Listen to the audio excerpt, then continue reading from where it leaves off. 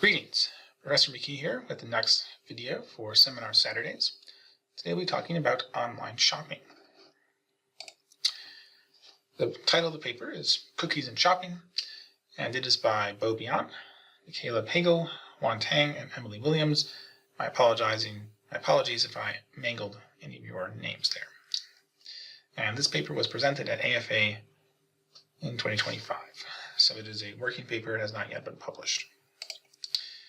This is actually about internet cookies, not baking.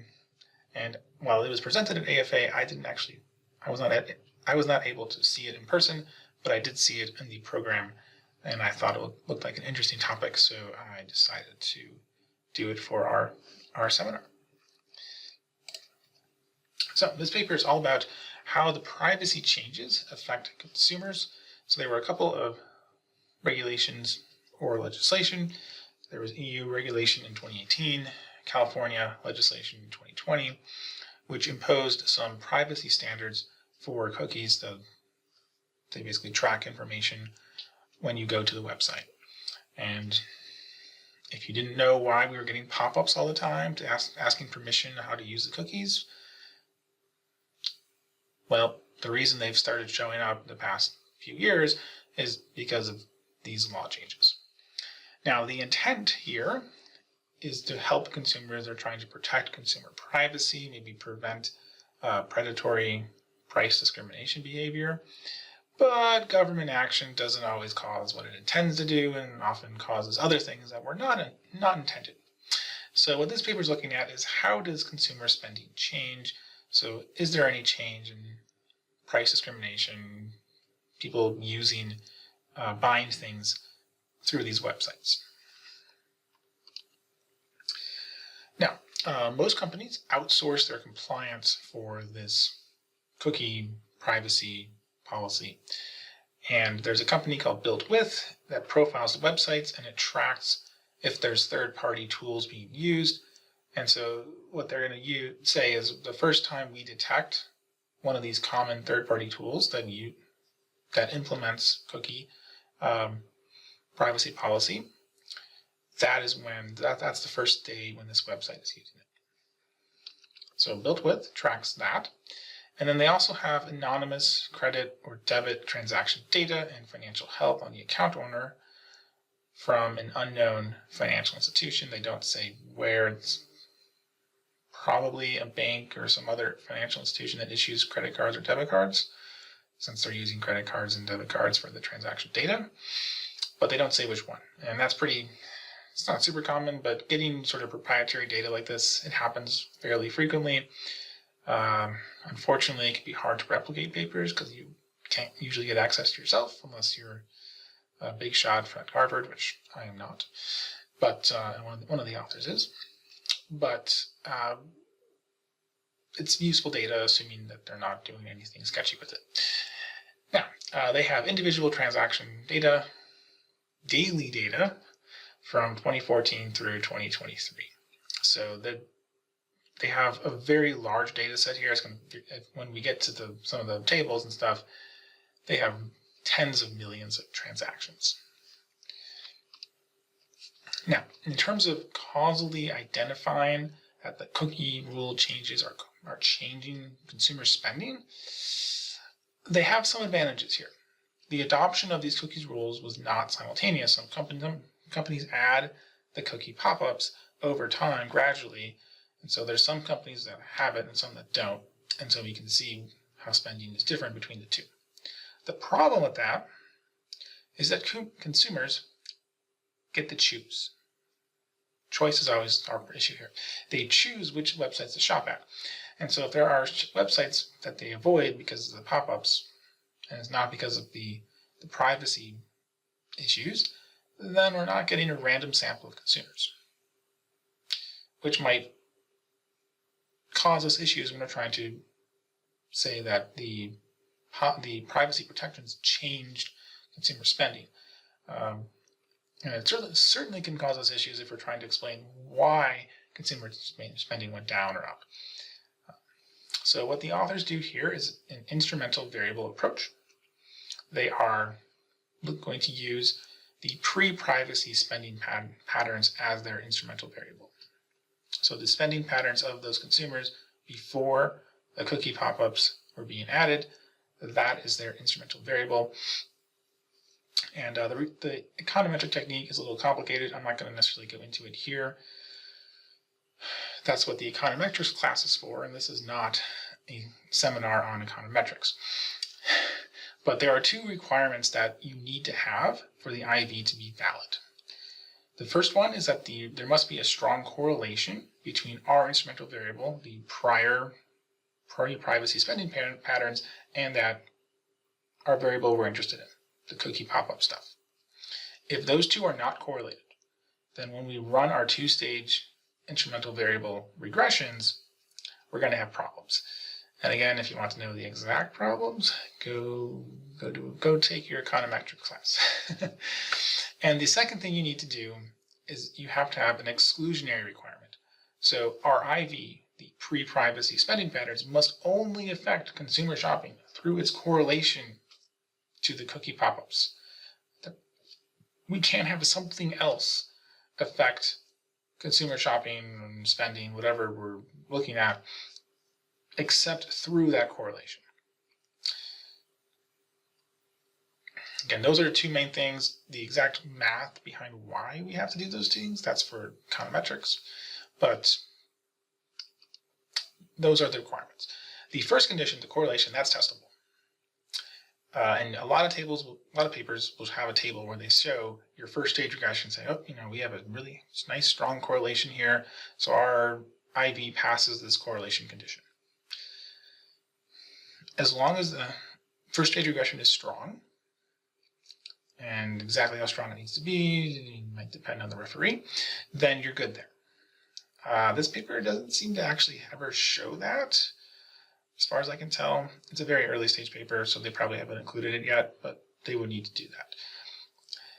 The second condition, that exclusionary condition, there's no statistical test, as far as I'm aware, that can confirm or deny that this approach is working. All you can do is make logical arguments. And we academics in economics, probably a lot of other fits too, we love picking apart logical arguments. So it's always hard to get that second condition to really satisfy everyone. And so I don't typically show a lot of IV papers here because, one, a lot of times the second condition, the exclusionary requirement, is hard to prove, and the natural experiments tend to be kind of a fun setting to talk about. And IVs are often things like, well, we're using the prior spending patterns from the previous year, using prior data, previous data before we run that pre-existed as a common approach. That's not very interesting. But if you believe their argument that this prior pre-cookie spending patterns is not only going to affect it through this change here, then they're good. Otherwise, they might have problems. So what actually happened? Well, in terms of the raw data, they have our pre-privacy policy information here, and then their post-privacy. So the 2 weeks before and the 2 weeks after. And this is going to be, there's a staggered adoption, so this is not all the same time. This is spread out over several years. And the big thing they focus on is the very first one, all retail spending, so all consumer spending. That goes down from 70 down to 66, is about a 6% decrease. Now, we have not yet used the instrumental variable. So this is not the amount that's caused by the change. Of course, they'll find something, otherwise they would never have written this paper in the first place. But there's a few other things that change too. So the interest income, late fees, some of these other things they'll be looking at as well. Now, we're going to get to the actual more rigorous regressions here. And as far as I can tell, the first three are without the instrumental variable.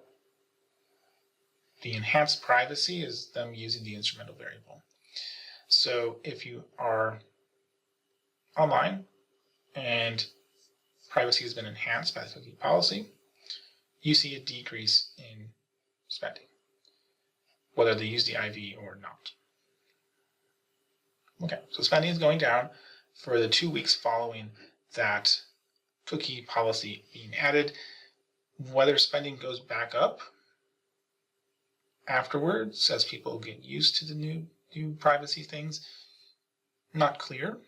They're looking at a very short-term change. So why is spending decreasing?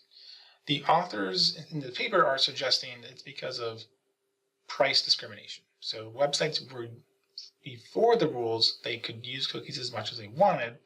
They were gathering information on the people going to the website, and they were using that information to do price discrimination. So offering higher or lower prices or different products based on what they think that consumer wants. And the more information you have, generally speaking, the better the company is going to be at offering the product you actually want at a price you are actually willing to pay. So the reason spending goes down, according to this, is that their ability to charge higher prices has gone down. They don't know the true price that people will be willing to pay anymore because they have less information. And they're going to have lower volume too, because fewer people are going to actually buy things, because they're not going to be able to tailor their product offerings to match their consumers. That's not the only possible explanation here. So I have another explanation that they don't really talk about too much in this paper, but I think you'd want to rule this out if you're really going for the price discrimination story, which is there's more transaction costs, or less formally, cookies pop-ups are annoying. People don't like annoying pop-ups. They go away if annoying pop-ups happen. If I have to click 5 times to buy the thing, whereas I click once to buy the thing, I'm less likely to buy the thing. So the extra things you have to click through because of this privacy policy means people are less likely to spend. And this is not price discrimination. It doesn't matter. There's no change. It doesn't matter that your information is different. It's just consumers don't like the pop-ups. Now, if price discrimination is correct, and this is the main kind of way they're trying to show it, we would expect the purchases to change most for things that are luxury. If we have a basic necessity like groceries, we're probably going to have a hard time reducing spending because we have a small change in our ability to price discriminate. People still need to buy groceries. It's hard to have that much action going on in upcharging you for groceries. This is effectively a triangulation test. And their results are broadly in support here. So groceries, nothing changed. So spending did not increase or decrease following this new pop-up. Meanwhile, things like restaurants, personal products, electronics, especially electronics, we do see a big decrease in consumer spending. So there's a big effect for some of these luxury items, although not travel and home improvement, but not for groceries. And I assume that these are the categories that sort of the credit cards have. You might have seen if you have your own credit card. I assume this is where these categories come from. Now, my first thought when I saw home improvement and travel did not show a decrease, at least after we include the instrumental variable, was, oh, well, those are really big transactions. People are not just impulsively buying an airplane ticket or hotel, at least I don't, and therefore price discrimination isn't really that important, or maybe it's less important, and so, but price discrimination for things like restaurants or buying some cool new gadget, maybe that's more impactful because those transactions are smaller and people care about them less. It turns out that's wrong, but we'll see that. Okay, so the other thing they look at is they're trying to get at consumer financial health. So they have reduced spending, and you're buying fewer things. Presumably, you bought the thing because you wanted it, So is that good for you or bad? The reason it might be good is because you're kind of overextending yourself financially when you really shouldn't be buying the thing you're buying because of the price discrimination.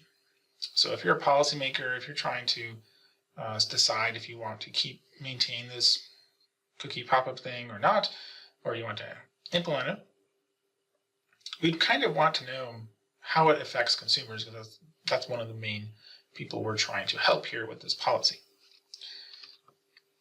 So it looks like they have reduced overdraft fees and late fees and interest charges. So they were doing borrowing, at least partially, to pay for the extra spending, and now that they're not spending as much, presumably that's why they are borrowing less. Now, I have some own work in a similar area involving payday lending and financial welfare, so I can assure you, if you calculate the interest rate on something like an overdraft fee for a debit card, it is shockingly high. It's a really expensive way to borrow. So it's pretty likely that high interest borrowing for going out to the restaurant is not going to help you financially. They don't really have direct evidence that these people are better off financially. Their checking account balance doesn't really change. The paper I have on payday loans, we actually have some measures that try to look at directly measure financial welfare.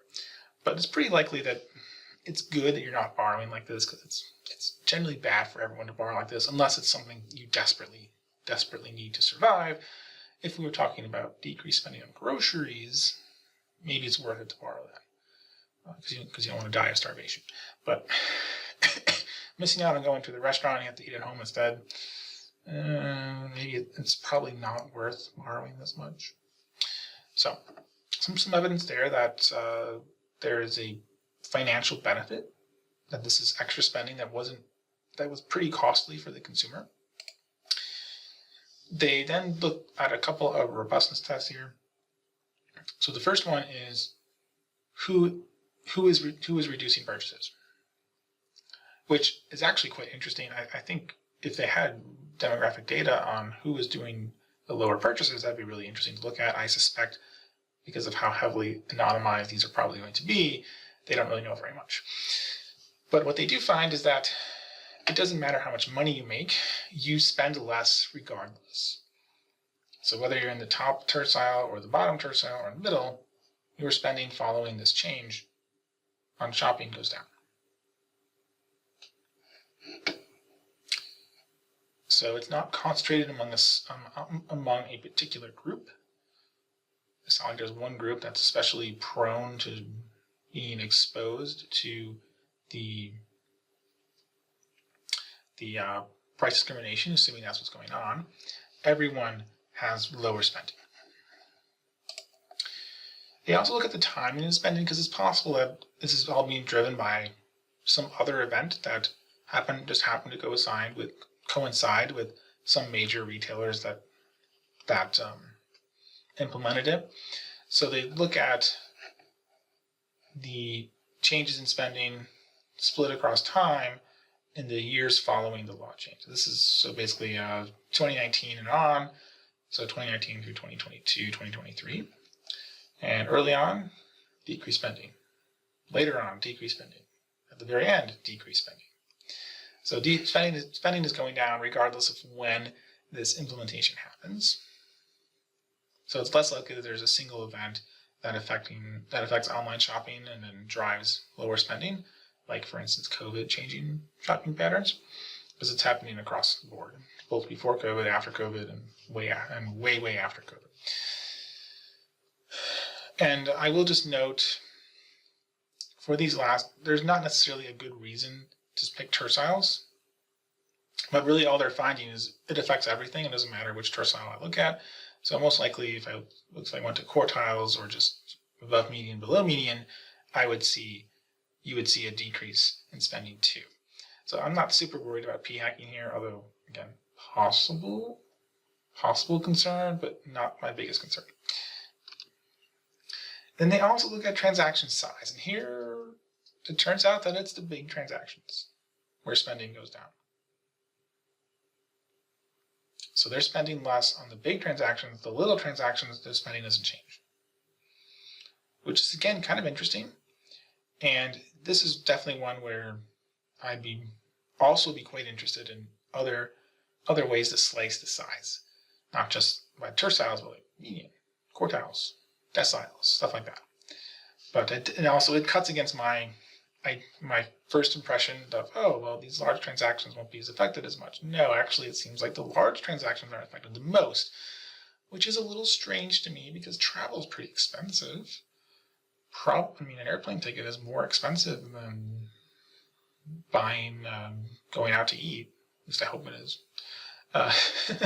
So why would only the large transactions be showing up? So I think there's more they can do there on the size of the transactions. Would be interesting to see. And that is wrapping up the paper. So this paper is actually quite short. It's a very bare bones paper. It's much more early stage than a lot of the papers that I saw at AFA. It really needs more descriptions of the tables and such to help understand what's going on. I had to do some sleuthing to try and figure out what they're doing in the tables because the table descriptions are very bare bones. But what they seem to find is that when you add this privacy legislation requiring cookie disclosure, it results in reduced spending and also reduced high-cost borrowing by the consumers. And it's concentrated in some discretionary spending, so possibly reduced price discrimination. I personally would like to see more results that try and rule out my alternative hypothesis, which is cookie pop-ups are annoying. I'm not shopping here anymore. And that's why spending goes down, because I'm not shopping here anymore. But I'm not sure they have the data for it, but if they did, I think that would help the paper a lot. All right, so that is everything for this week's paper. And again, I'm going to keep going with some nice working papers from the conference for next week.